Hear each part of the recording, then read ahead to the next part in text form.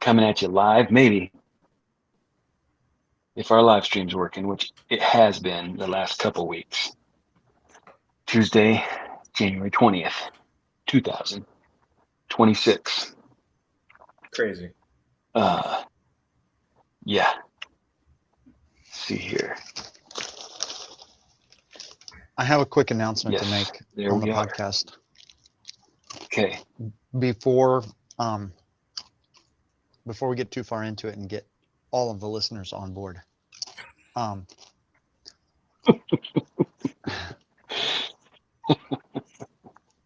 One of our listeners might be a joint mother-in-law who was asking my wife today if we were doing that podcast thing. And so, you know, maybe Faith jumps on tonight and throws in some comments. Yeah. We'll see. Love that. I We wish I had her number. I would text it's her. very and ask her fun. it's very hit and miss on whether we're going to get any comments or not. But I try to pay attention and respond. And I have it pulled up right now. So, if anybody comes on here and wants to join in the conversation, I'll see it. Hopefully, You gonna send one watching now. Who has it pulled up? One of you guys? Not me. Jimmy? No. All right. Well, it says there's one person. Maybe that's YouTube. YouTube is I watching. think so. All right. Okay, so what I wrote down earlier today. Should we just jump right into that? It's not super exciting. But I had to run over to Lowe's this morning. And of course, I use the bathroom. If I go to Lowe's or Home Depot or Menards, I feel like I've tried to explain this to you guys before, but I think it's like the mass of concrete and steel maybe causes a change in the gravitational pull there in those types of buildings. So when I get there, I gotta go use the bathroom. Doesn't matter what it's pretty much every time. or what No. you've been doing. So what you're saying is that the way that I am with chimichangas and Mexican restaurants is the way you are with toilets at Home Depot? And Lowe's, yeah. What about Menards? Maybe. Because they have food and stuff. Yeah, that Menards too. Menards too. No, Oh. it's just that massive expanse of concrete and steel. I think it just. Well, what about Sam's Club and Costco and? Oh yeah. Same deal, huh? What about the little guys like Ace and Waters? Nah, it's not the same. Not that they're doing it. You know, it gets your body going, man, he's gonna have to carry something heavy out of this place. Might be. Need to lighten the load prior. Mm-hmm. Could be. Anyway. That's what you wrote so down. I go. No, this is a reminder of that. So I go in there and you know how well, maybe you don't.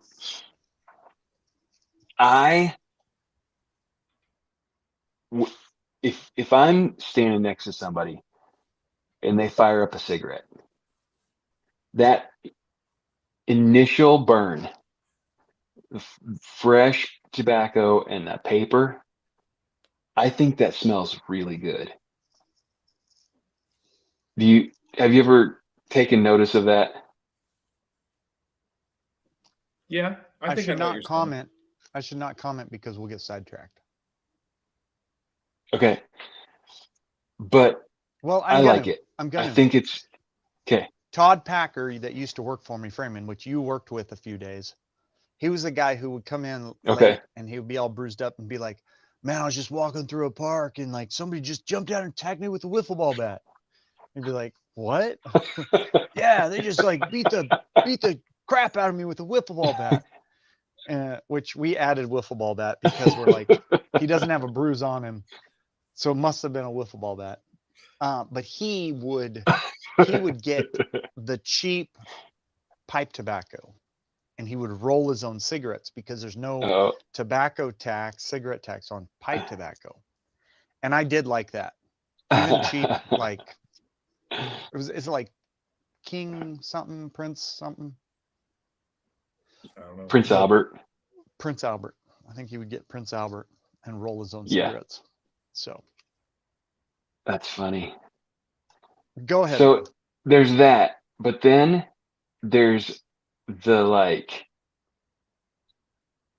4 guys driving around in a car and smoking cigarettes 100% of the time. That smell was much different. And it's like that old, stale, dirty That's a cigarette cigarette and upholstery ashtray smell. Mm-hmm. Yes. That is the entire Lowe's bathroom smelled like that this morning when I walked in there. Like there must have been, there were a bunch of people in there. Like most of the stalls were occupied, and apparently all of them were cigarette smokers and like hadn't changed their clothes in days. Lowe's bathroom smelled like my It grandma's was- house when I was a kid. It was so strong. Yuck. It was unpleasant. But I just walked in there and I was like, whoa, how does this happen? Like it's like a congregation. But anyway, I don't know. It's them. It's them probably illegal just that one happened to me person. this morning. Them illegal Mexicans. Maybe, but it was like, it was, it was thick in there. I was just watching some border patrol show, and they, people are transporting these illegals across the border in their cars, trying to sneak them in, but they smell so bad, so they have to put a whole bunch of air fresheners in their car so that the smell isn't just disgusting. So that's like one of the Yeah. one of the tells at the border. Yeah, They're there's like watching for 30 air fresheners. in the car. There's probably illegals in there. I saw the most beautiful thing today. Okay, I don't know if we can. I don't know if it'll allow us to do this, but this is a YouTube video that I'm gonna send to myself, or no, I'm gonna send it to you, Darcy, and let you share it. Because you're on a phone. Are you on a phone? You're gonna on your- email it? Should I email it? Yeah. Yeah. I thought it was funny. Okay, let's see. This guy. I should say your email out loud while I'm trying to do this. You should. Yeah. I'll just get You'll get blown up by all of the inundated. people that are watching. Yeah. You'll get doxxed. Okay, I'm sending you this YouTube video that I don't know why it sort of has to do with what you're talking about. Maybe it doesn't.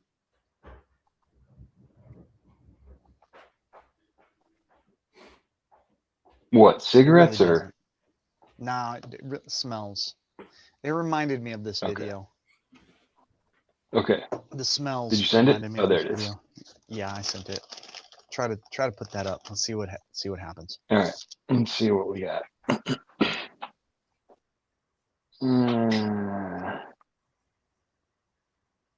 Oh, Kill Tony.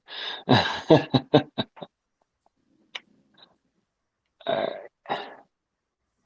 right. Is it on Kill Tony? This Hold one was up. a guitar one. Oh, What? it is. You're right. You're right. It is. I just am not used to seeing dudes with a mic stand on Kill Tony. Oh, Or yeah. with a guitar. A guitar. All right, here we go. A homeless man playing guitar to a homeless woman. And I imagine what that homeless love song would sound like. And I think that, folks, it would sound a little something like this. Girl, you have the 3 prettiest teeth this world has ever seen. You make me bend this used needle right into a wedding ring. And I like other girls, cause other girls would never try to street fight a pigeon or rummage through the trash by chewing through the bag.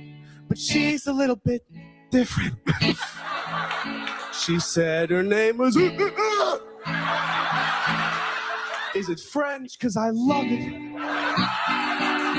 She's the only woman I have ever met whose love language is masturbating and poking.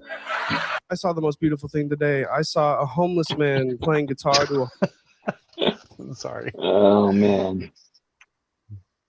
I've given homeless people rides a number of times. And Yeah. I've often thought, especially in the summer, every time I'm surprised by how bad humans can smell. Like we can smell bad, real bad. Yeah. But it's always the True. same kind of bad when you're talking about hitchhikers and homeless people. It's like, ooh, is this what we smelled like before?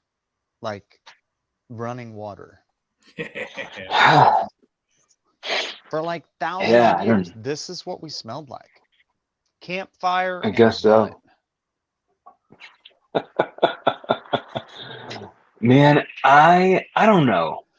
Maybe it was more prevalent, but I think that plenty of societies have like tried to combat that. Like what I think even like when and maybe you're talking like way, way, way back. But I think that that's one of the reasons why, like, back in like the Egyptian days, perfumes and oils were such a huge thing because they cared about how they smelled and hygiene and all those, and they all bathed in the river at least. Yeah. I don't know, man. There's like fundamental things like as of World War I, there was no such thing as what you and I would call like bad breath. Like we think of like somebody doesn't brush their teeth in the morning and they have bad breath, right? The idea of bad breath was engineered, I guess you'd say, by a guy who was hired to try to figure out how to get people to start like doing dental hygiene, because on the front, bad teeth and like rotting teeth and having to pull teeth was like a very common medical ailment that was causing them to have to send troops to the hospital or to home. And so they were like, how do we get people to have good tooth hygiene? And they came up with the idea of bad breath. So like there was a bunch of Brits running around with horrific breath because their teeth were rotting out of their mouths as of 11, 13? I don't remember. When was World War I? Yeah, it was right in in the there. teens, right? Yeah. And then now, like somebody has bad breath. It doesn't have to be very bad. And you're like, ooh, hey kid, go brush your teeth. Yeah. 100 years ago, people weren't doing anything for dental hygiene, oral hygiene. That's weird. At least not, Europeans. Not like across the board. Yeah. I wasn't. I wasn't either 100 years ago. You're right. Good point. 100 Yeah. years ago?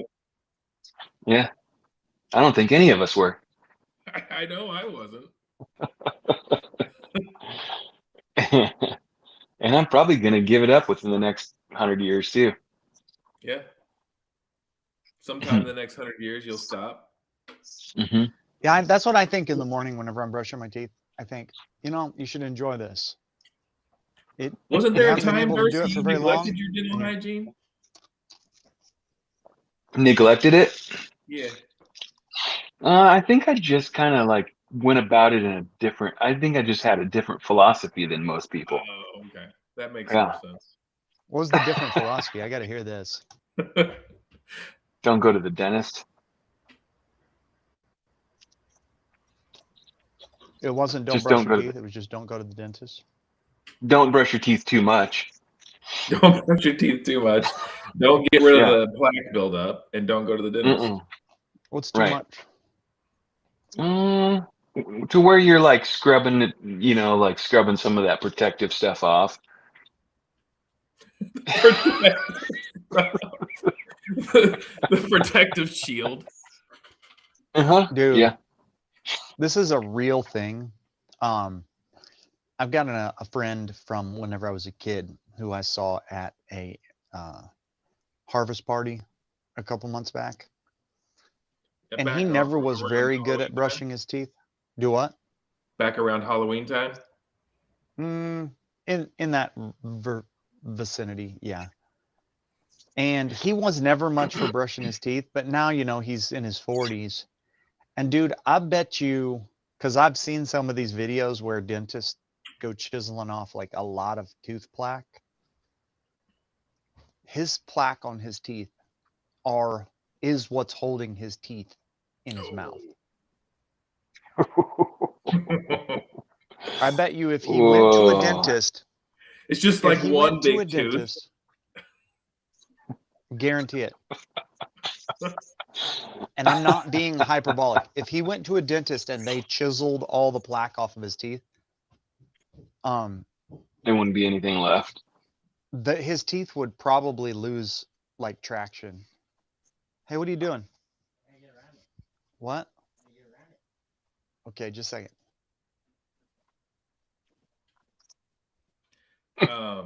Yeah, I've watched those dang videos on the YouTubes of them chiseling away at the plaque buildup on guys like he's talking about. Oh, it's hard to watch. Like, it's growing into their gums, and like half of their gum is gone. Yeah. This dude's teeth would be like that. I never subscribed to that practice, that philosophy. That would be neglect. You were never into next level neglect of your teeth, huh? Just like entry level. Just entry level. Well, and before watching that, I watched a couple of those videos. I got sucked into the drama of it. Yeah, I never would have realized that the plaque was that like substantial until I saw the video. And they chiseled so much of it out that the teeth were loose. When they would hit them with the water pick, they would wiggle around in the jaw, and I was like, ugh. And then I saw my buddy's teeth, and I was like, holy cow, his teeth he would need dentures at like 44 years old. Not because his teeth rotted out, but because he just let it get that bad. Did he have bad breath? Mm-hmm.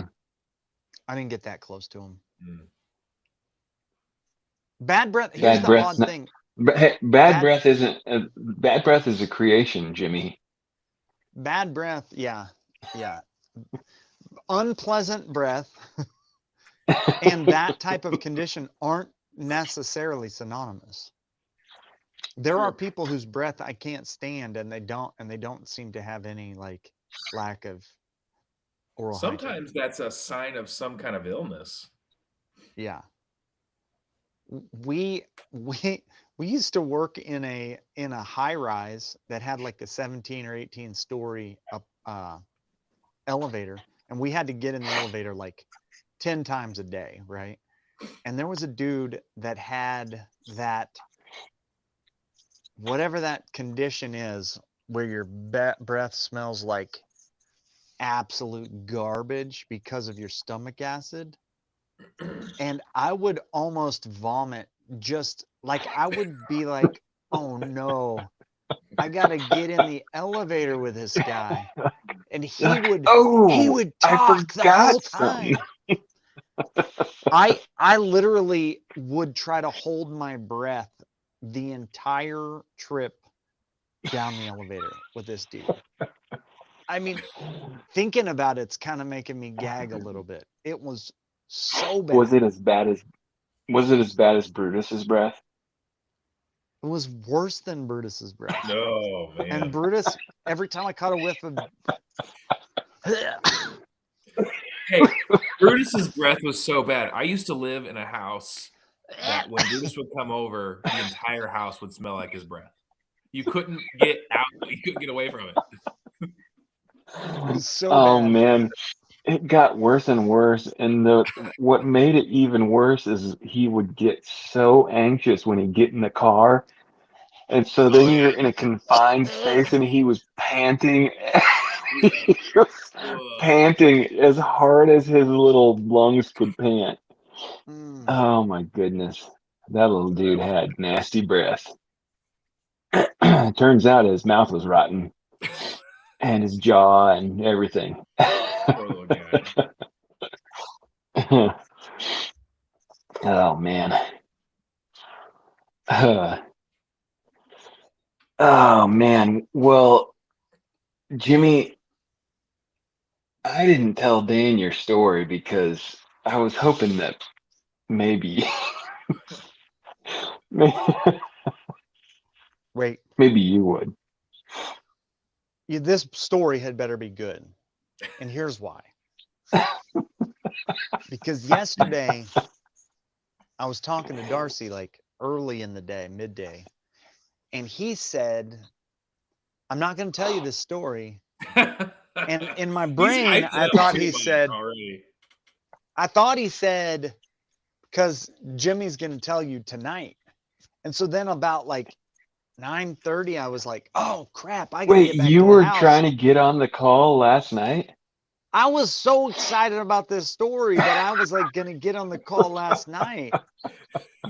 And then I was working and I was painting and I was like, I got to get over there. And then I like was halfway across the field. I also needed to use the bathroom. And I was like, wait a minute. This isn't even the night. What? It was like Pigeon Toady for a minute.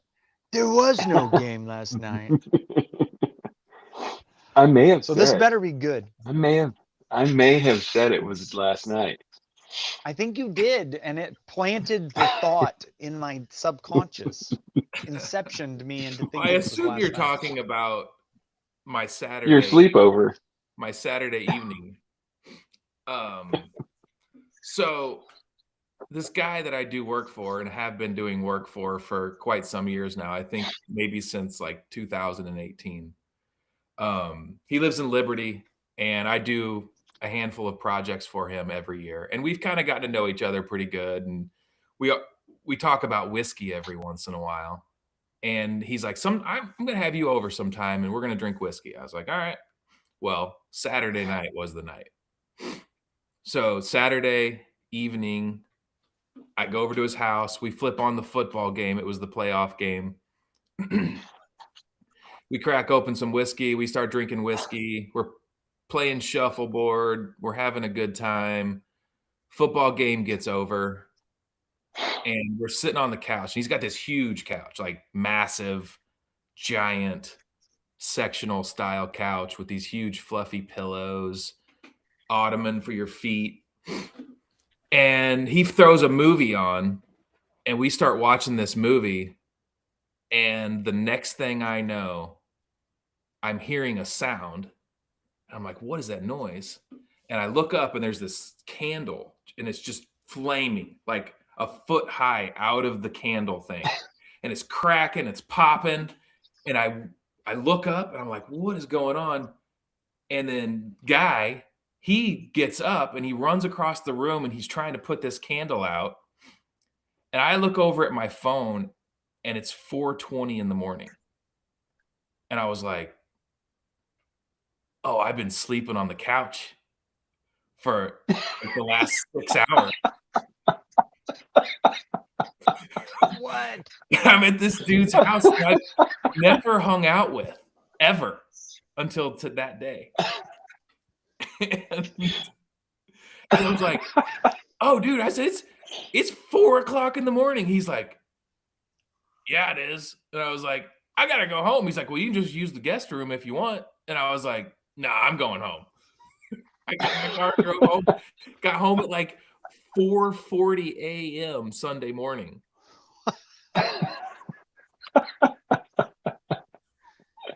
Yeah. Oh man. And then I get home and I crawl into bed, and my wife is like, where have you been? Type of thing. And yeah. I was like, well, I fell asleep on the couch. And she's like, well, I've been having dreams that you were hanging out with a bunch of girls in the hot tub. And I was like, oh. I was like, well, that wasn't happening. And you know that nothing happened. You're sure you didn't get roofied. I guess And rolled. You didn't get roofied and rolled? I don't know, man. That couch was real comfortable. Like really comfortable. I told Darcy, I think it might be more comfortable than my bed. Yeah, dude, it was weird. Oh man. I don't think I've ever done that before. Not that you Wow. can remember. Not that I can That's- remember. I don't ever So you don't remember even- waking up in someone's home the next morning and going, "Oh crap, Okay, this was not the here's a plan." question. Here's a question. How many times have you even gone and drank bourbon at a stranger's house? No, that'd be number one. First time ever, huh? Well, not necessarily. Seems like I guess, something you'd tell your daughter not to do. yeah. I mean, but it's not like I don't. He's not a stranger. I've known him since 2018. We've built a pretty good relationship. I feel like we know each other pretty well. Is his name Nate? We're the Good. same age. Good. Oh, okay. I mean, that He's is a a good guy. bizarre He's a lot of fun. He situation, just, bro. he So just did it needs- burn the house down? Did you leave because it burned the house down, or what was the deal with No, the candle? No, he took the candle over to the sink and put water over it and got it died off. I don't know what was going on with the candle. That was the weird thing. But if it weren't for that candle, I may have woken up at sunrise. Did you intend to watch the whole movie, or were you just like talking? There and- were really no intents. The football game got over, and he's like, "Hey, I'm going to throw a movie on." I was like, "All right, cool." Plopped myself down on the couch, and I passed out. Did he also apparently? Because he was in Yeah. the same room as you. Yeah, we were on the same couch.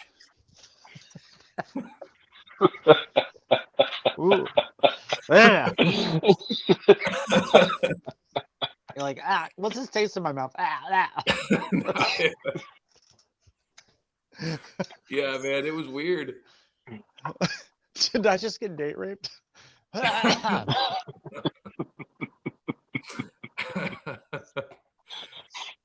Oh man. I don't know, I don't know if I had enough whiskey that it just made me pass out, or if I was just really tired. I have no idea. That's weird, dude. Yeah. Yeah, I was out. Pretty funny. What else you got written on that piece of mail, Darcy?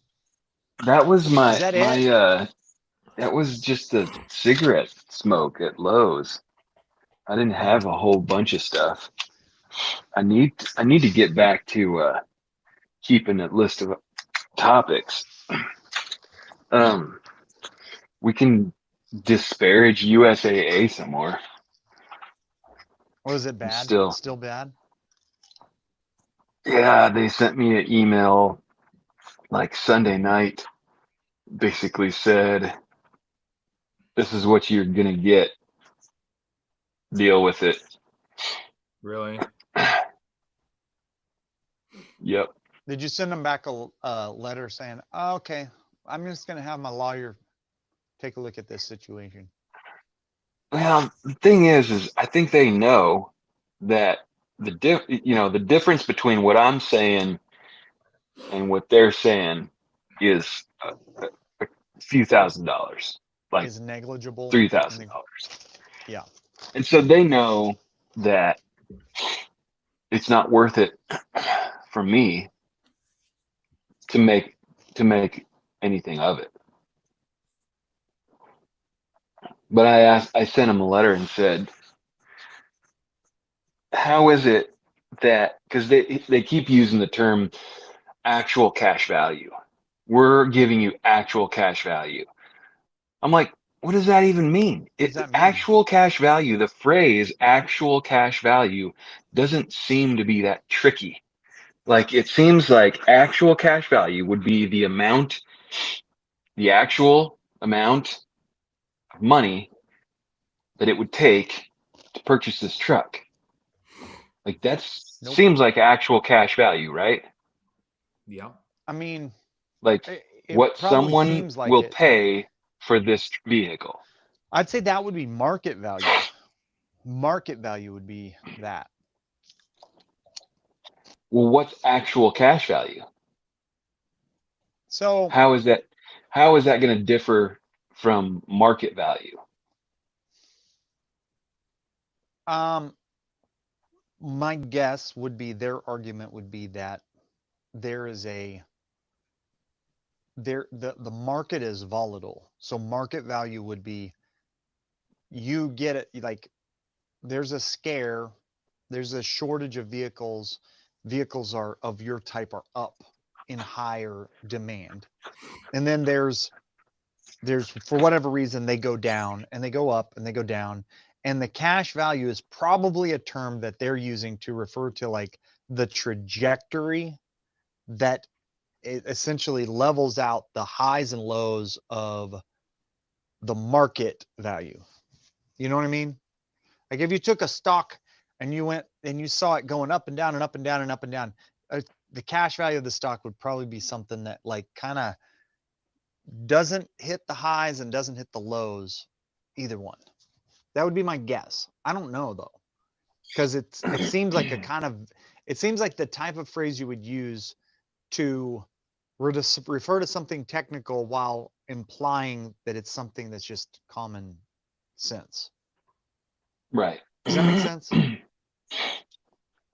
I That's my guess. guess. I I mean, don't know. sure. Yeah. They're I getting mean, their so numbers I from just some said form of website, right? they are using a company that they own like 49% of to value my vehicle.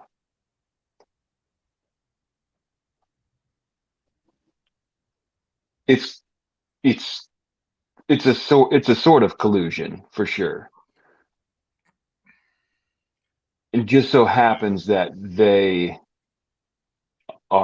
feel like it feels more so with them because they do actually have a history and a relationship with the company that's doing the valuation.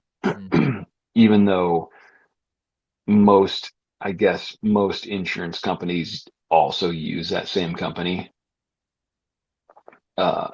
But it's just So, I don't know if you remember. basically they're saying we're going to give you the value of your truck.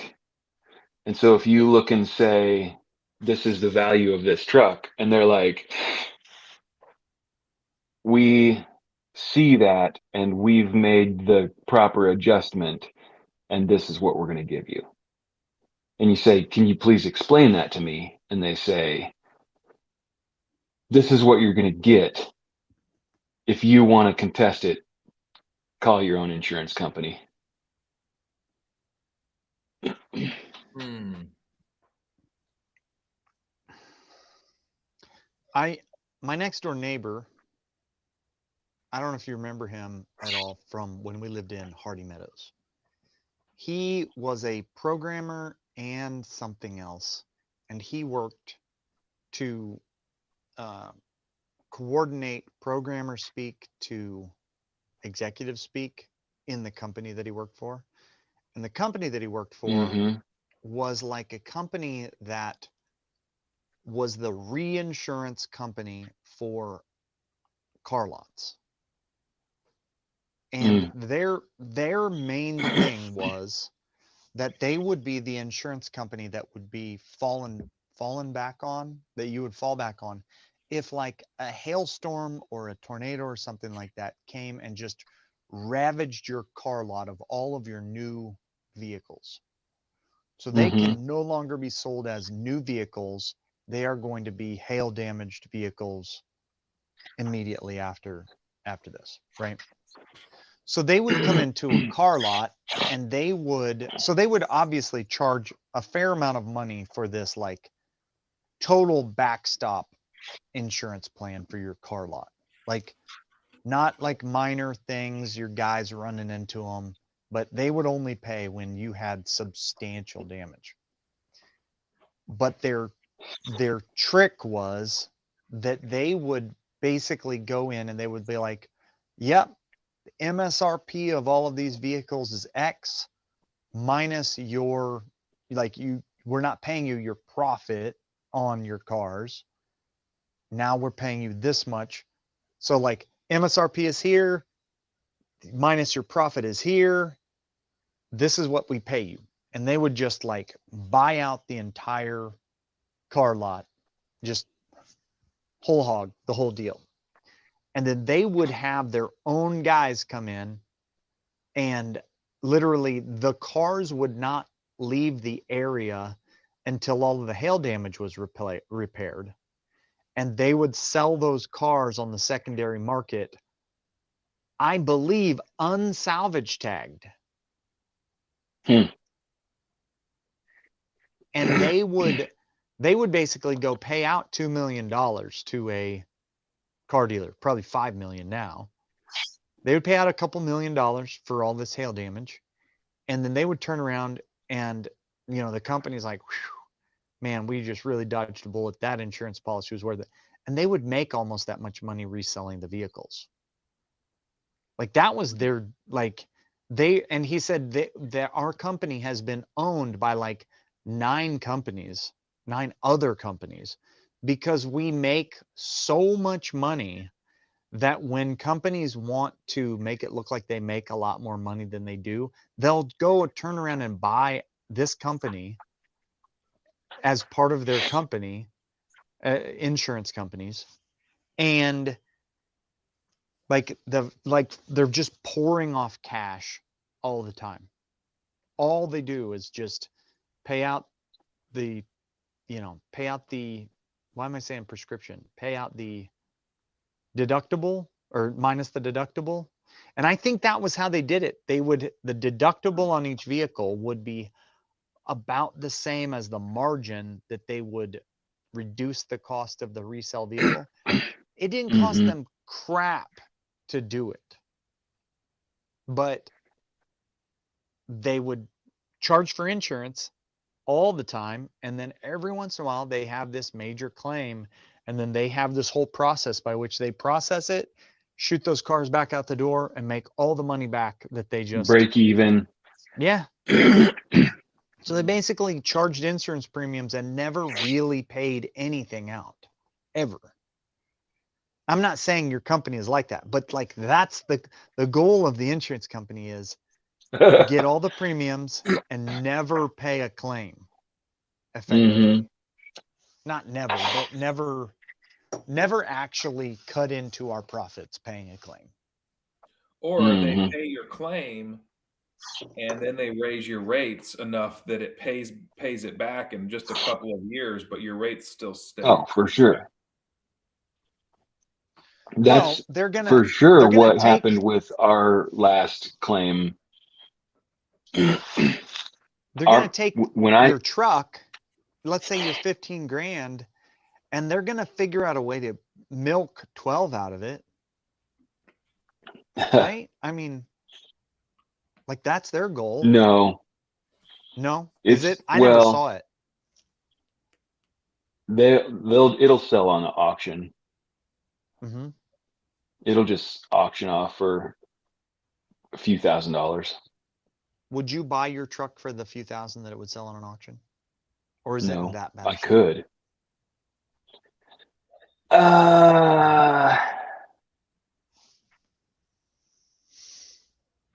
I don't want to mess with it. Yeah, but at a few thousand, it would be worth it. You think? Yes, somebody will. Somebody will be real happy with it. Yeah.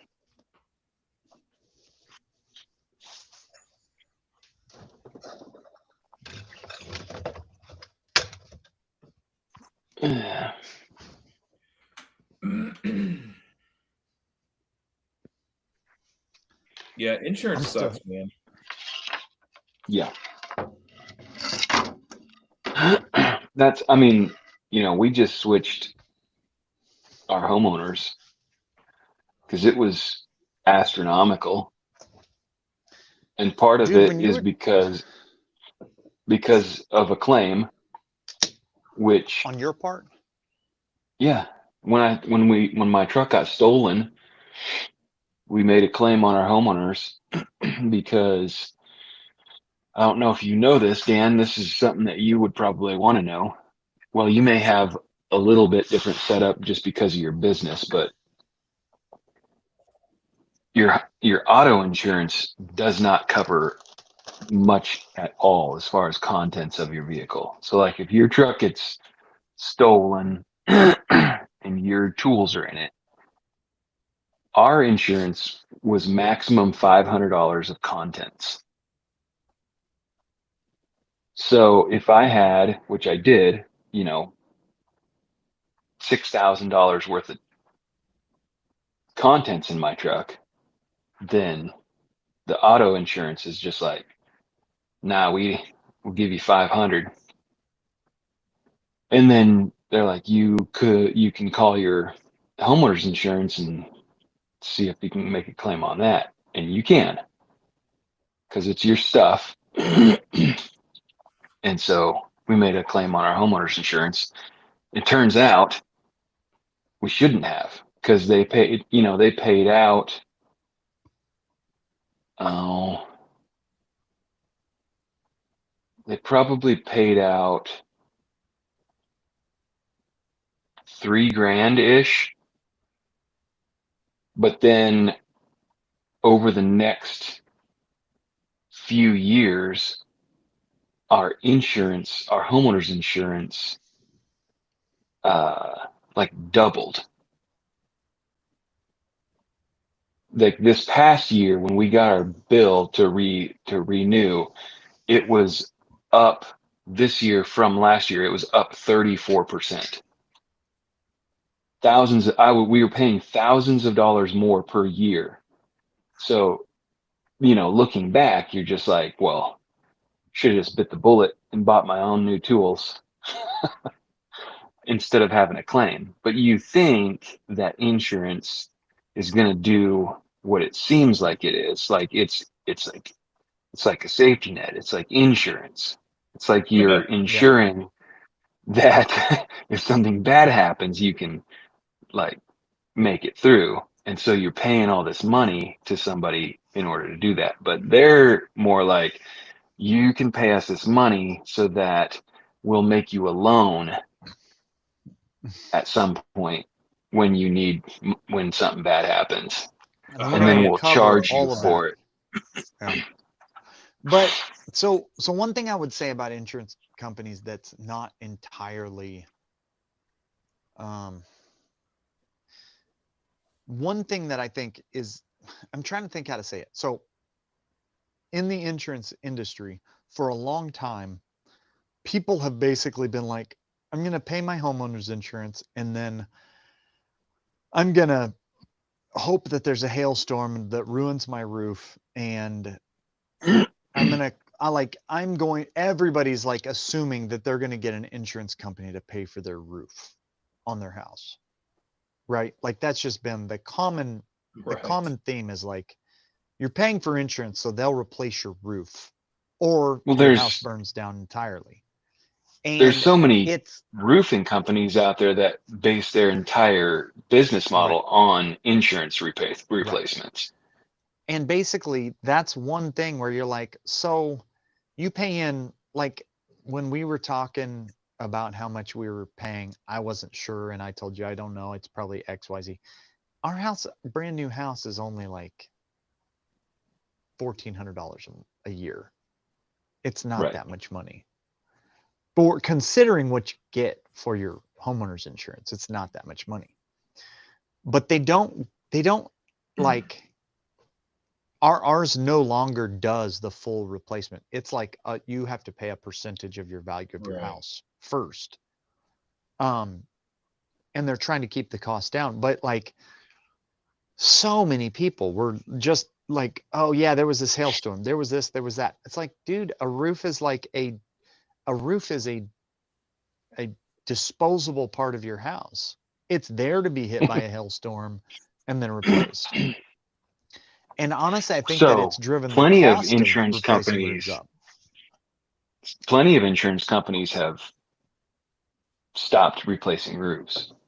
There are a lot of Right. insurance companies out there that do not insure your roof anymore. Yeah. Ours is like 5% of your house. And like you get the estimate, you have to pay 5% of your house, your whole property's value. So like if you have a $500,000 property, what is that? 25 grand first? Well, they're not paying for the roof. Like they're not. So that being the case, oh, here's what I was going to say about it. So you claim your roof, they pay for your roof, that's 25 grand. You claim your tools, that's 5 grand. They're both a claim. Yep. Mm-hmm. You didn't really get much for your claim that went against your personal like record of what type of person you are to insure. Except for the fact that when it says theft on your deal, that actually is a flag. It's supposed to be.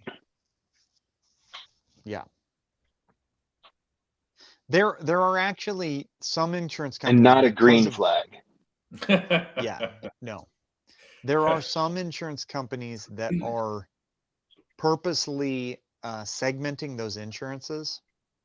So like the company buys a different policy for theft, for fire damage, for various things, so that worst case scenario they can just drop the theft, and you're just like, hey, we ain't ever covering something for theft again. If you're willing to drop that, your insurance costs will go down dramatically.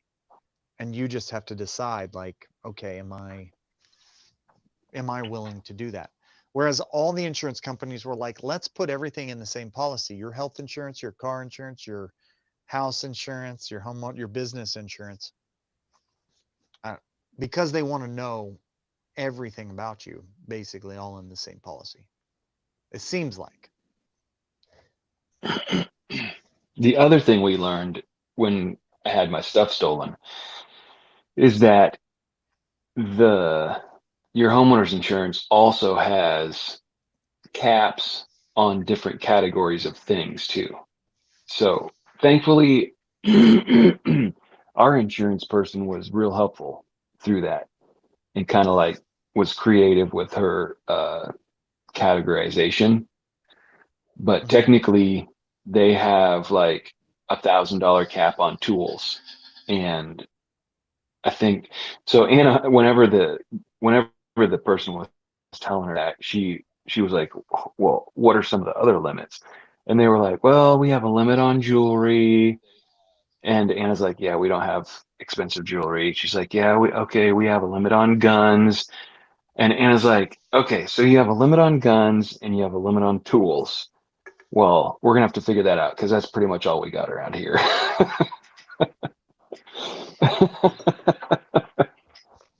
You can buy supplementary, right? Correct. Yes. Well, and it's not necessarily even supplementary. It's basically they want to know what you have. Like, so I could go out and If you're going to go catalog. beyond their limit.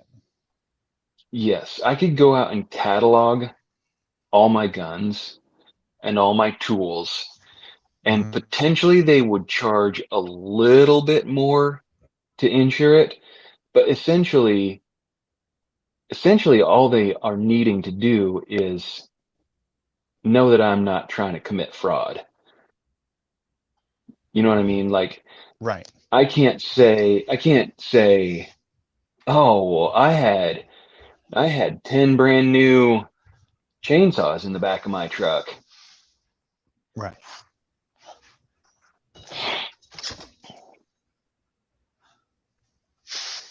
So, yeah, that they're just, it's a safety thing for them. I need to double check that. I'm pretty sure I have some form of coverage up to like $10,000 or something that covers my tools. But I don't remember which insurance it's through. I need to check it out just to. Like, you specifically made sure Right. that your tools are covered. I think it has something to do with my business insurance. Mm-hmm. It's some kind of. It's something in with the business insurance that covers stolen property and whatever. I don't remember, but I need to do some checking. Yeah. To remember what all that is.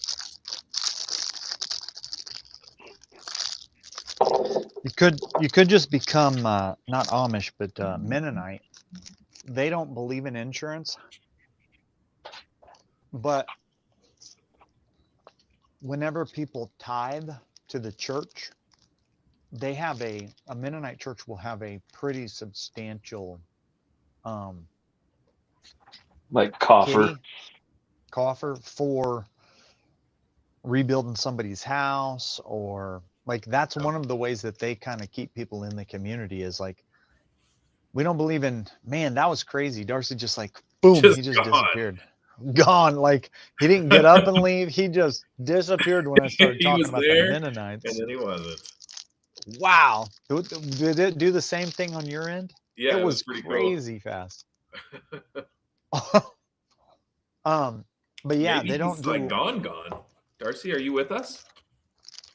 Uh-oh. I think he died. I think he had a heart attack or something. Is that what they say the rapture will be like? Dude, did we just get not raptured? We got skipped. You for having the inappropriate relationship with the dude, and me for something. I don't know what I'm for. Probably just being a bad person, most likely. Huh. Eating honey buns at 10 o'clock at night. Yeah, 11 o'clock at night eating honey buns, that'll for sure get you kicked out. Going to hell for that. Mm-hmm. Wow, he really did disappear. A hard one. Just nothing. Wow. Get a good look at the craftsmanship on that cabinet you did there. That's a good one. Mm-hmm. Did you hang the wallpaper also, or did somebody else do that? I think Darcy and Anna did that themselves. I did not do that. I feel like there was like an artist who made that or something, and she ordered like 2 or 3 samples. It was like pretty substantial investment just to get the samples. Oh, really? It's cool looking stuff. Yeah. I'm not a fan of wallpaper. I think it looks cool, but I just had, with this house that we bought, had a lot of old wallpaper in it, the kind of wallpaper that you can't take off without destroying the wall. And I spent so many days and hours getting the wallpaper off, getting the walls cleaned, and then mudding the walls and getting them ready to paint, that I was like, I don't think I can ever put wallpaper up. Yeah. I did. I had one room in a house long ago where I removed all the wallpaper, skim coated the walls. And I was like, holy cow. The funny thing was I skim coated. I was so young and dumb. I skim coated with like 20-minute mud. Oh, Dude, that stuff is yeah. that is like the hardest Yeah. material. It's almost concrete. Yeah. It was insane. It's hard to get smoothed back out unless you got it on there perfect. And the thing is, it doesn't even help you that much. No. You just get regular mud and just mud it, and And it's gonna ready be to go the next day. it's gonna be ready the next day. Like, I don't know what I was thinking, Yeah. but I mean, the things you got to learn. Like, I've heard that wallpaper like that is easier to get off than that old school wallpaper like that I had to rip off.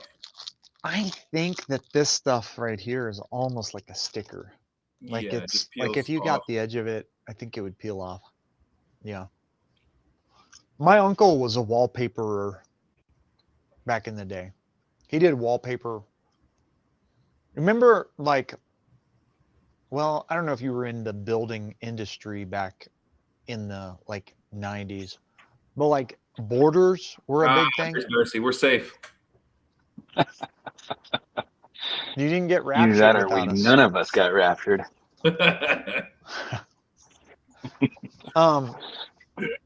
But you remember there would be borders. They would either do yeah. a chair rail and a border, Uh-huh. or they would do a border up on the top. There would be like so many houses. And My I parents, they never built, did understand it. yeah, my parents built a house in 1988. I was 9 years old. And wallpaper everywhere, borders around the tops of the walls, the, wallpaper up, to the chair rail, and then the chair rail was a wallpaper border, and then a different wallpaper on top of that. I mean, it was everywhere. Wild looking Yeah, it stuff. This stuff will just peel right off. That's It's the kind of adhesive wallpaper back. you want. Yep. I just Yeah, finished painting it's my like entire house two today. pieces. There's a seam like right there. No wallpaper. None. Nope. How are you feeling about the darker colors? I thought it looked good what you sent me. I like that slate color a lot. I like the green, although I didn't take a picture of it. Once it was all done, I was like, actually, I kind of like this green. It's a really dark green. It didn't look so dark when there was a lot of white walls, but it's dark colors are an odd thing. Like, I have all these wood walls with the planks going horizontal, and those are all just painted just straight, like Sherwin-Williams white, Pro Classic. I thought that these colors were going to look very stark because that was, there's no cream color in that, but it actually looks really good together. Like, the main area is a really dark green, and the bedroom and the, what would it be, office, are a really dark gray, or blue. I'd say they're dark blue, like a slate blue kind of color. I like it. It's a Nice. departure from what we're at right now, which is just pretty light. Like, all of our colors are some variation of that right now. Mm-hmm. So, yeah. How about how are things on the cat hunting department? I have not caught a cat yet. You have not? So some folks, Can Jimmy, we if you're can not talk aware, about that, right? we can talk about it. I don't There, have any problem with it. So we have an Airbnb cabin on our property. And the Airbnb cabin is like a little off-grid one room. It's 20 by 20 or 16 by, what is it? 16 by 20. And a good portion of that is a deck that's like a covered porch. So it's like 12 feet by 16 feet inside, a bed, a little kitchenette sort of thing. Well, a guy that stays with us pretty regularly stayed with us this weekend, and he sometimes will have friends or somebody stay with him. And he texted me after they had already arrived, and he's like, yeah, my friend brought her cat and her dog, and I didn't know that she was bringing them. It's not even a friend. I don't even know exactly the relationship. It's something to do with his job. And he has to come into town. He's come into town 4 or 5 times over the course of the last couple of years, probably National Guard type of thing or something like that. I don't know. But anyway, so she brought a cat and a dog, and he's like, I know it says no cats, no pets. And I was like, well, as long as you keep them in a kennel, I really don't care. I just don't want pets tearing up the place. And I didn't tell him this, but my main no pets thing is I don't want people to come bring their pets and them to come running after the cows in the neighboring field or horses, because there's like horses in one field and cows in another. And I really don't even care if there's a dog there as long as it's not running around the countryside freaking out my neighbor's horses. Well, apparently they didn't. I don't know apparently they never stayed in a cabin before. Apparently, who travels with a cat? I guess that's my question. Like, do people do that? Are you homeless? Like,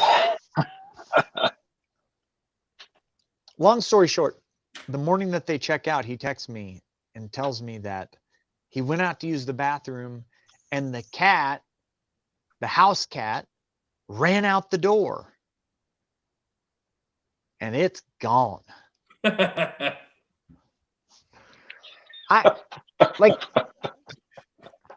both feel bad for you, and it's kind of funny because like it says no pets. You brought a pet. Obviously, it wasn't in its kennel, and you let it out, and it's gone. It has no idea where to go. So this cat is apparently like a house cat, a legit, always in the house cat. And we're like the closest house is probably a quarter mile. That's my house.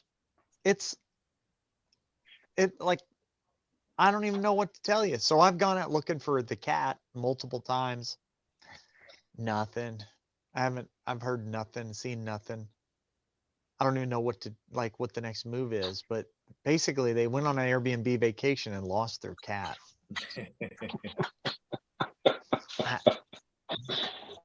I've heard stories about what happens to cats around that part of the town.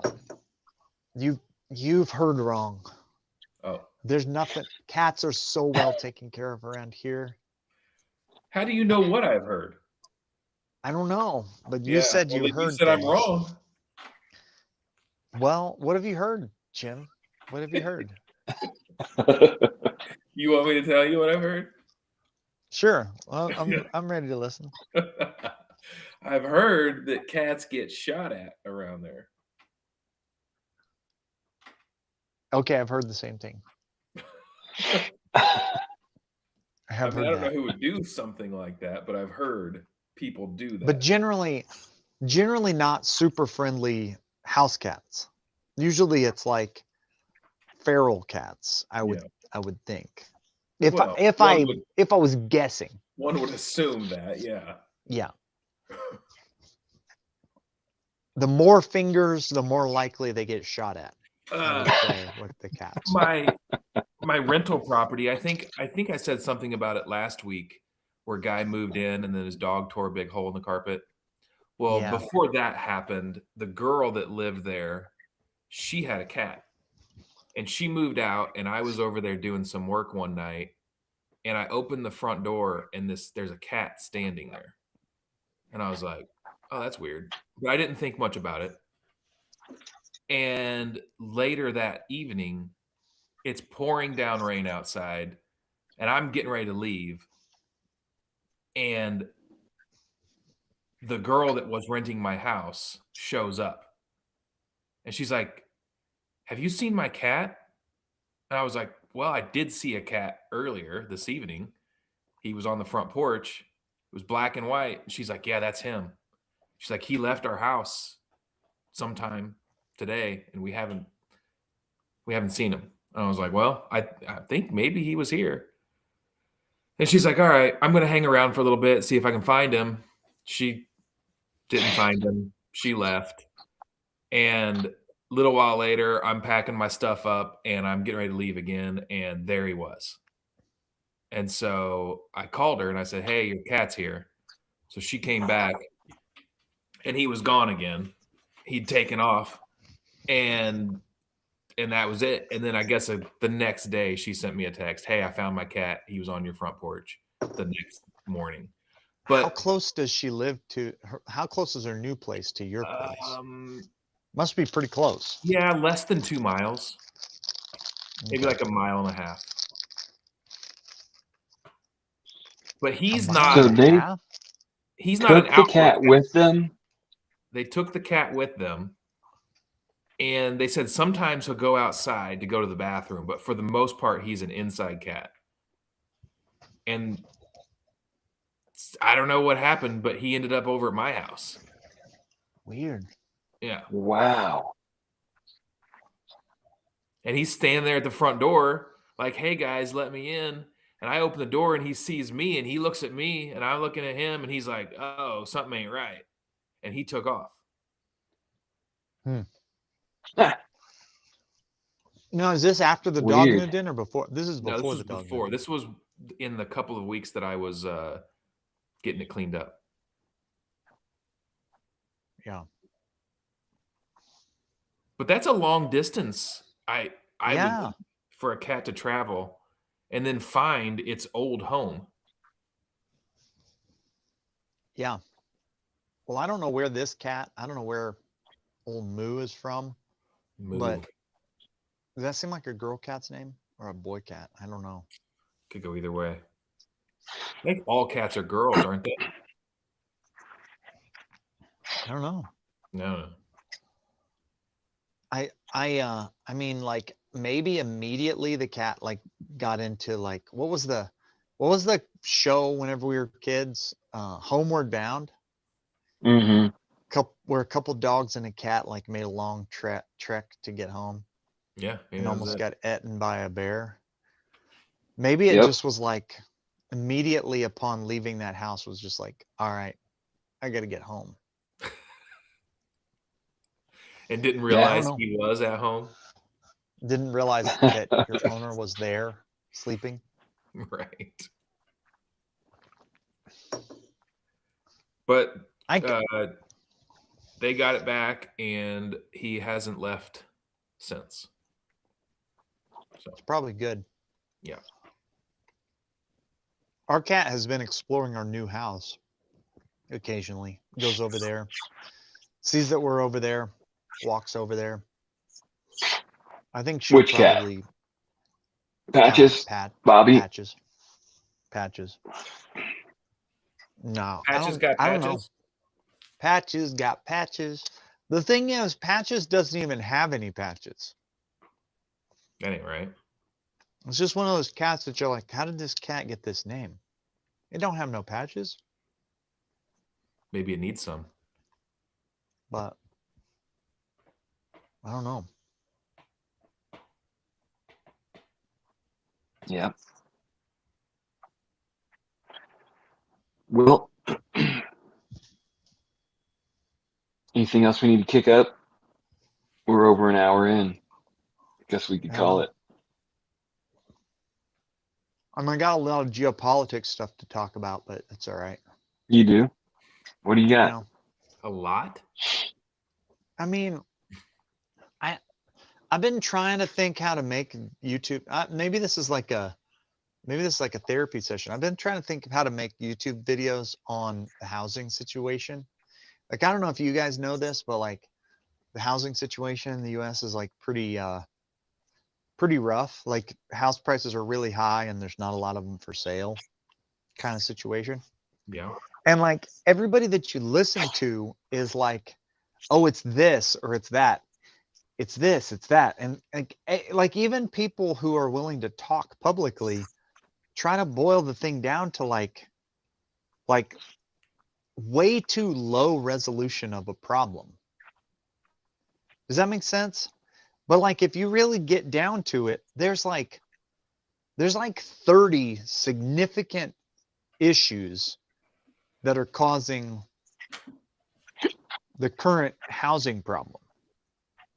And like if you pull the lever of like, let's say that you're Trump and you pull the lever of you like force interest rates down, prices are going to go up because under the circumstances there's still only so much supply of housing to meet the demand.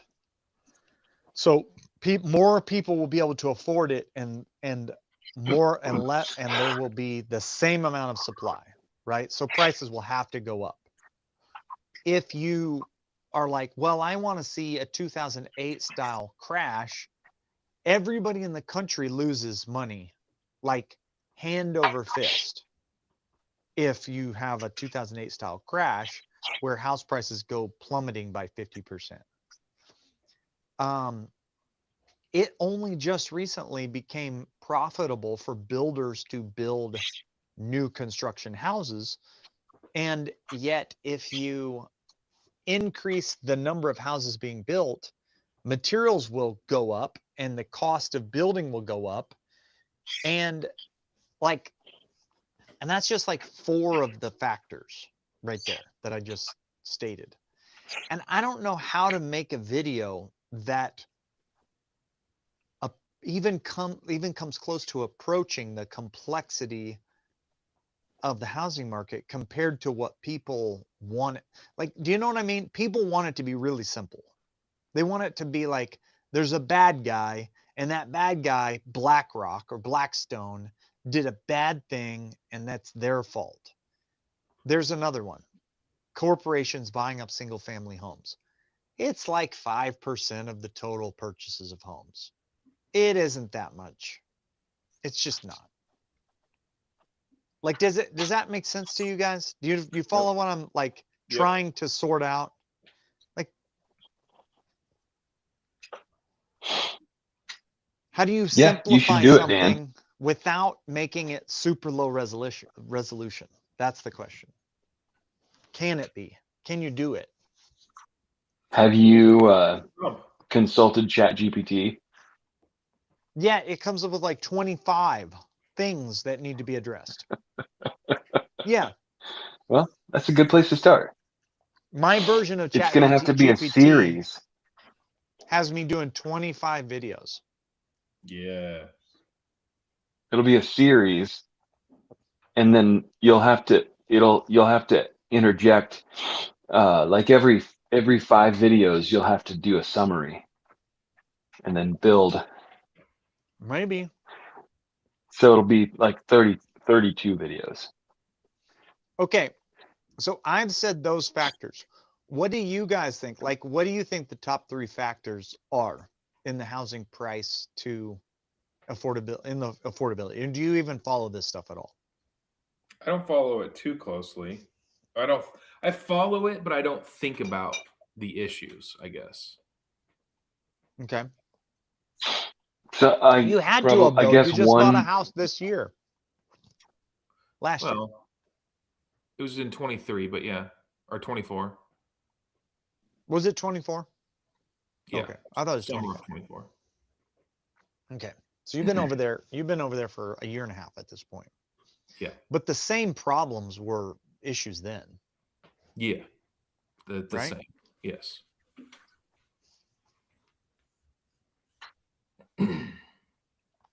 What were you saying, Dorothy? Another factor I think that I've been recently aware of is the giant corporations that are building houses. Like, we've got a friend who just started working for a huge home builder, and he, I think he started 40 homes last month. The big builder. That one guy. That one foreman. As part of a bigger company. Mm-hmm. Mm-hmm. So that factors into things. Do you have any sense of what so like what type and size of houses? Because like there's a subdivision over by us, and they have, like, I drove through it the other day. They're new houses. They're probably like what would be considered affordable homes, and they are absolute garbage. They don't even have freaking soffits on these houses. Mm, That's probably the one. That's probably the one he's working on. yeah. I'm like it's, looking at them and I'm like, whoa, guys, come on now. I'm gonna see if I can. I'm gonna see if I can find. So Do you know I the- yeah, know. go ahead and I don't look know that the up, company. and I'll say another factor that so the price of a house, unfortunately, really has nothing to do with the cost of a house. The price of a house is dictated by the market at the time. The cost that it costs to build a house is a factor of like a bunch of things that the builder decides to do or not to do in the process of building the house. And so what happens is a builder is like, man, we're going to build affordable houses, and they take their designs and they lop the soffits off of them. They do all of these things that some of them are just aesthetic, unpleasing aesthetics, and some of them are literally you're actually causing the house to not have very good longevity. And when it gets to the consumer's like, 2,000 square foot, 3-bedroom, 2-bathroom, or 3-bedroom, 3-bathroom house is X price because the market says that it's that much. And all of that value gets shifted to the builder. All the savings that he did, he makes that as profit because the market says the price of the house has nothing to do with the cost of the house. I don't know, does that make sense as a statement? It doesn't have nothing to do with the cost and price, because if you put really high-end stuff and you have to charge X for the house, it is what it is. But if you're on the low end, you can cut corners that just push money to the builder, that the consumer gets no benefit from those. Right, because the Trimmings. home stays the same per square foot price. Right. Like if you go and you get Menards or Lowe's builder, quote unquote builder faucets, and they're $18. And you put those in a house that's on the low end of things, the appraiser's not going to look at that house and go, well, that house is worth $76 less than the guy who Right. did Moen, or what's the other one that's just kind of a good Delta. Like, oh, you didn't even do Moen or Delta, and you saved yourself $300 on that house. Well, the builder's getting all that money because the home inspector isn't going in that going, those are store brand faucets. Right. It's worth $100 less. And you do that with everything: floors, light fixtures, trim, doors, right, windows. You name all it. of those savings go to the builder. not Yeah. to the consumer. And so there's and so like it's a home building, so that the other factor, home building is what I would consider an inefficient market. It is difficult to discover the price of things in an inefficient market. A highly efficient market would be like 99.9% silver. A 99.9% silver bar is a 99.9% silver bar is a 99.9% silver bar. It's the same thing. It doesn't matter what's stamped on it. If it is what it is what it is. With homes, that's not the case. Yep. Remodeler X comes in, like we went on to a job one time where they had the people had negotiated to have all this exterior trim replaced on their house, and they called me and they're like, hey, would you come look at this project? And I came over and looked at it for windows, and I mentioned to the buyer, they replaced all of that cedar with pine, all of those slats that go throughout the stucco on your house. This guy replaced with pine. Oh, is that a problem? And why did he do that? I said, it's a big problem. They did it to save 50% on their exterior trim cost. And yeah, it's a big problem. That's not good. And you know what? The person went ahead and bought the house because it was the house they wanted to buy. Yep. Yeah. It's not that they didn't care. They just couldn't perceive that there was a difference between those two things. Yeah. So anyway, 25 video series. Maybe I should just make it for nobody. Do it. Maybe what we What are should you going to start? is building the cheapest homes we can possibly build and start selling them at a average rate. I mean, in the last 4 or 5 years, it has become profitable to build homes. And that's the other problem with like crashing the price of homes is if it's not profitable to build homes, nobody's going to build homes, and you're not going to have a supply of new homes coming on the market. Like it's just not going to happen. Like what was land going to be when you were kind of thinking about building instead of buying, right? Yeah, I had a land search set up. Yes. And you would have been spending 200,000 to 500,000 probably. Yeah, I mean it's 300 to 500. 30,000 an acre. Dude, 10 minutes from me now, over in Kansas, 10 acres is going for $600,000 to $800,000. That's wild. Isn't that crazy? And that's out by you? 10 minutes.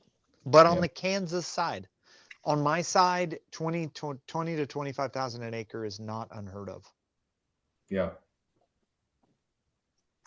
I mean, it, and the only reason that houses, that small lots are even selling in my area is from one source.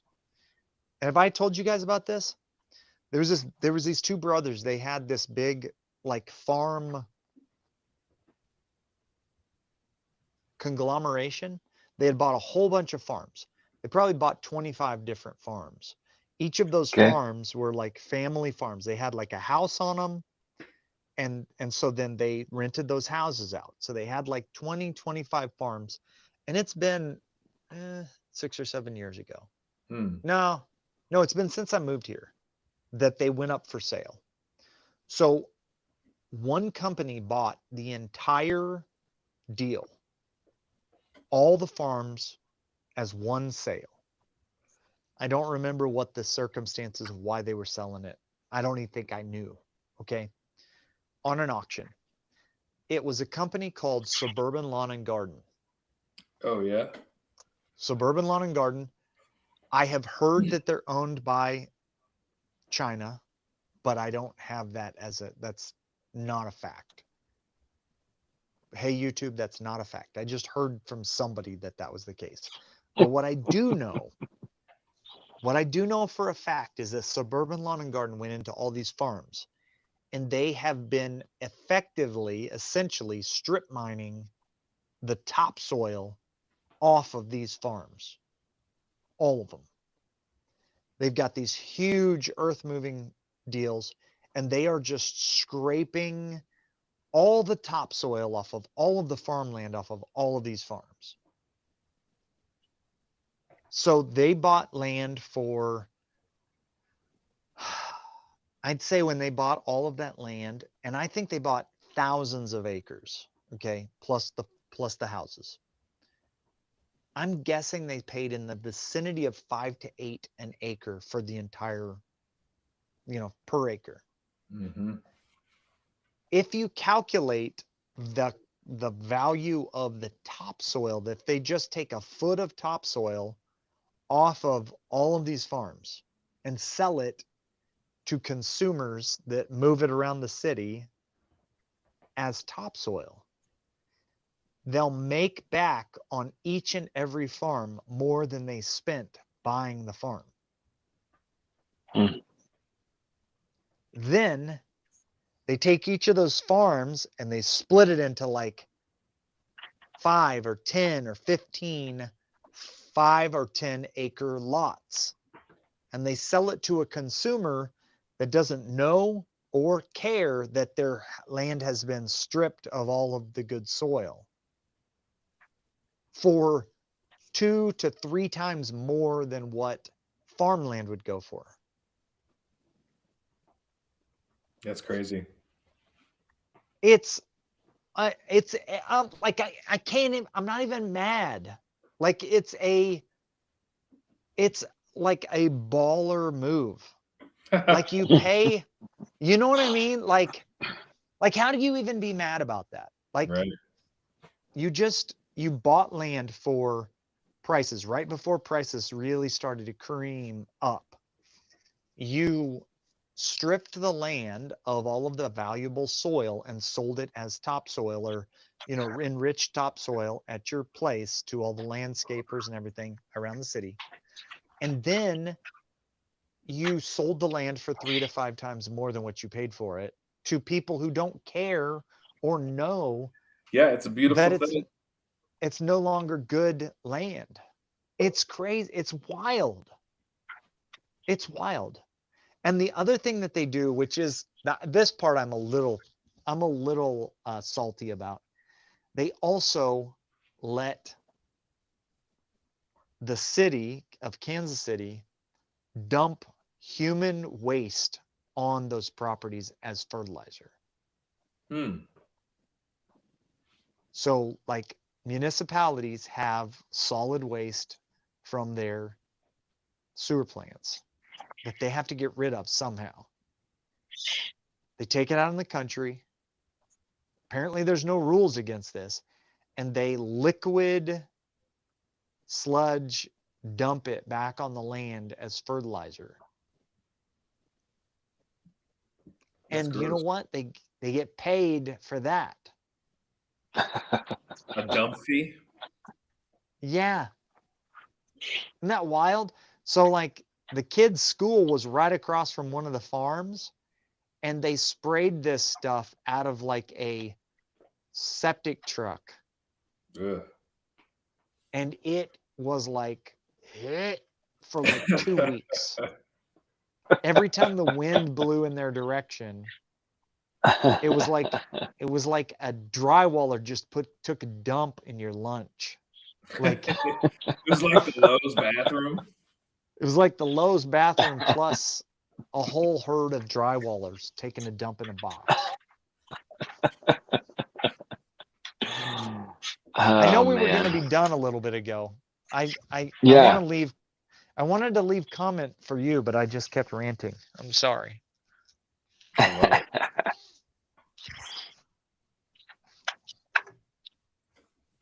Yeah. I mean, I guess they got it figured out. Apparently. They're a huge company. Huge company. Oh yeah. I did find that that subdivision over. It's in Tonganoxie, Okay. and they're selling their slab houses. They're 1,000 to 1,700 square feet, and they're all coming in right about $300,000. It's crazy. The 1,000 So- square foot house is like 280, and the 1,700 square footer is 336. 336 for 1,700 square feet and a 2-car garage, I assume. Barely It's a 2-car two-car garage, yes. Yeah, Yeah. you can fit one car in. It's a narrow 2-car. What'd you say? 336. And they're on a slab. Hmm. So it's almost $200 a foot for that house. I need to. So I drove through one of those subdivisions in Tonganoxie, and was like, oh my goodness, these are the worst built houses. I'm not saying it's his houses. I'm not, because I don't know. They are. It is. It is. They were such poor quality houses. Like so bad, dude. Tonganoxie. Who's moving to Tonganoxie? It's right up there by the Legends. They're like, it's the Yeah. next town west of the Legends. I think that people feel like it's a happening, like a future, like a forward area. Yeah. Yeah, they're going to be right next door to the Chiefs Stadium. So here's the thing that they're doing on some of those houses, the ones that I drove through.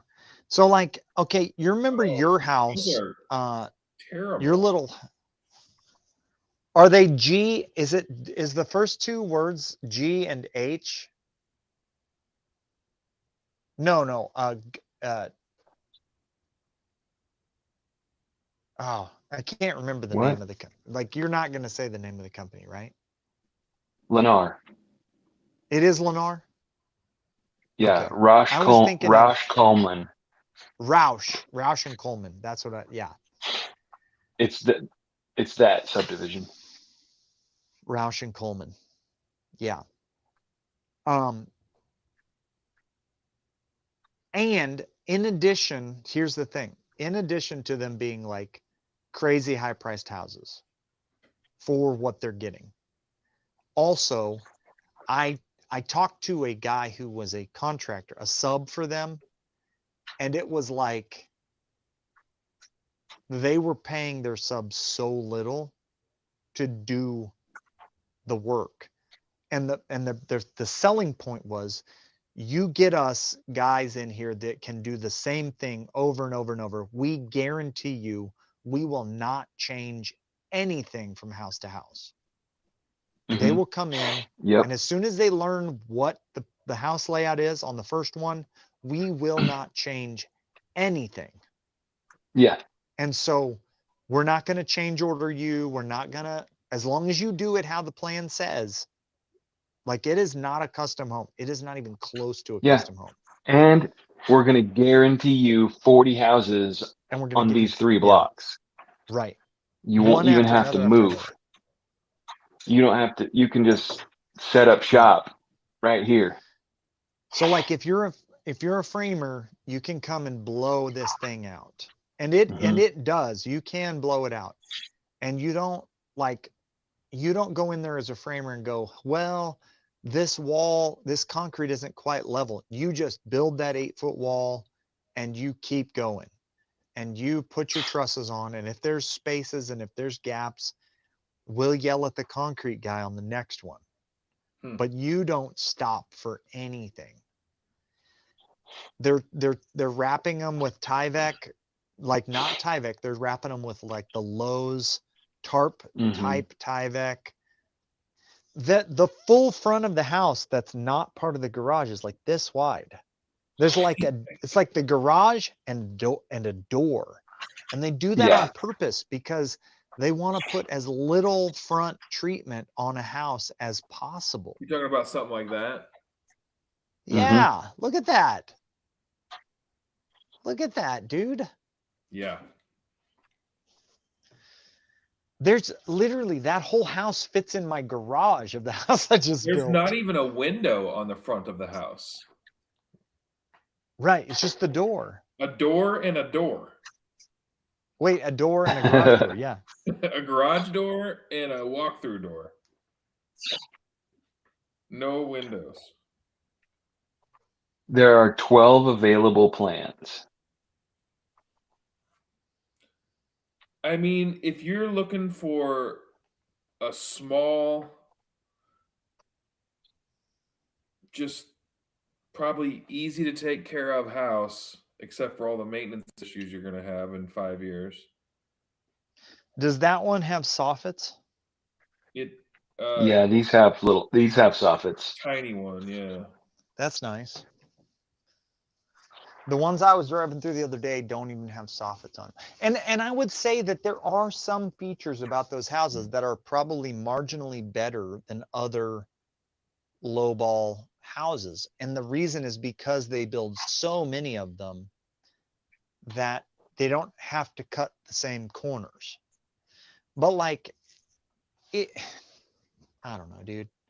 Like I get frustrated, and at the same time, I'm like, at the same time as there's those houses that people are paying 300 grand for, there's also people who are like, housing is so unaffordable. It's like, well, what kind of house do you want? Well, I really want a house right off of Gregory Boulevard in Waldo that's like a turn of the century, craftsman. And you're like, bro. And that has been completely updated. And it's been completely updated with new HVAC and everything. And you're like, bro, like, think about what you're saying. Like, I want housing to be affordable, but I can't have anything But what I actually want is a $2.7 million house. Right. Like a house that could not be built today for under $1 million, like straight cost, couldn't be built today under our, and if you add all of the woodwork and everything that went into them 100 years ago, couldn't be built for 2 million. But you want it to be 550, and really it would be nice if it was 300. That, like, it's like I don't even know where to start with all of the like frustrating stuff about the like real estate deal. Yeah, that's wild. But if you build houses that are shaped like those houses are shaped, you can shave a lot of cost. Like a Well, square and one of the house things that is cheaper. One of the things that JD said is if you're in a subdivision like that and you're building 40 of the same house, you go to the lumber company and you're getting better prices than anyone, because you're like, hey, I'm gonna build 40 houses this month. Yeah. And if you treat me good, I'm gonna come back to you and I'm gonna build 40 more next month. Yeah. And then I'm gonna build 1,000 houses next year. So another thing, so I don't remember what the program was called, but when I was looking at building my house, there was a thing through BFS, Builders First Source, where you would hand them your plan, and they would run it through this software, and you would design the whole house in this software. Like, we're talking down to the plate, right? Down to the wall plate. Okay. With this design system, you would get for like, it wasn't that much. It was like $1.50 or $2 per square foot of your house. You would get a plan that had every single board that you would need to build your house. And when they sent it out, they would stage the entire thing such that like you would go, hey, this is the pile I'm taking these plates off of, and you turn them and it says like 1FW, like it would have a code on it, and you would look on your print, and this is the plate for the wall on the west side of your house, right? It would have laser engraved in it where each stud went on that plate and what type of stud. It would be literally like a barcode. This is the type of stud that goes here. And then on the studs, on the very end of the stud, because you know, if you've framed anything, you know the stud is going to go into the plate right here. It would have a matching code. So like you couldn't screw it up unless you just like set out to screw it up. And it would have, you would not literally, you could go frame a house. Did it have dots without, to tell you where to put the nails? You could frame a house without a skill saw. And so, so I talked to the guy about that, and he's like, it's really cool. He's like, it's not a lie. It's really cool. Here's the thing. I would say that the salesman that sold me my house was like, you probably want to be doing 8 or more of the exact same plan before it's really worth it to have this system pump out a house. But he's like, if you're doing 8 or more, you can go in and you can be like working, you can be framing houses with non-skilled labor. Like people who don't know absolutely anything except how to run a nail gun. You can teach them on the site how to frame a house and they can do it. And if you know, if you were building 40 of the same thing and you're getting the like best price on lumber and you're getting the lowest denominator workers to build it, but you're still able to sell the product as if it's like the same as everything else. Yeah, custom built house, like everybody else's house, like a hand built house. It's I'm not mad. It's just is what it is. Kind of wild. Yeah. It's like a step up above a mobile home. Do you think that those are, looking at them, above a mobile home? I think they're better. They have 3.5-inch walls. Yeah, that's true. They don't have wheels. I don't think there's paneling in them. Yeah, they're a step above. Live in one of these slab homes than a mobile home. Except you can't travel the world. Oh, you're talking about like a trailer house. Like a trailer house. A trailer house. Yeah, whatever those things are called. I don't know what they're called anymore. Is it Dusty Slay that talks about living in a mobile home park? And he's like, I'm not sure why they call it a park, because it's not, there's nothing fun in there. No slides, no swings. A park.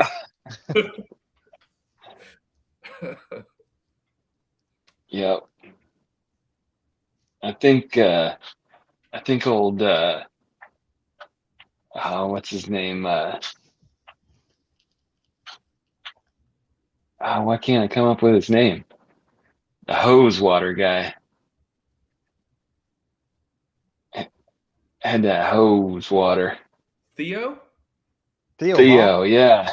Yeah. I think he lives in a trailer park too. Yeah. I could not come up with his name. Uh-oh. That's the sign of getting old, Darcy. I need to make a phone call in here in a minute. Whenever I get off of here. You gotta check in before midnight. Yeah. You back on that? No. No, not doing that. All right.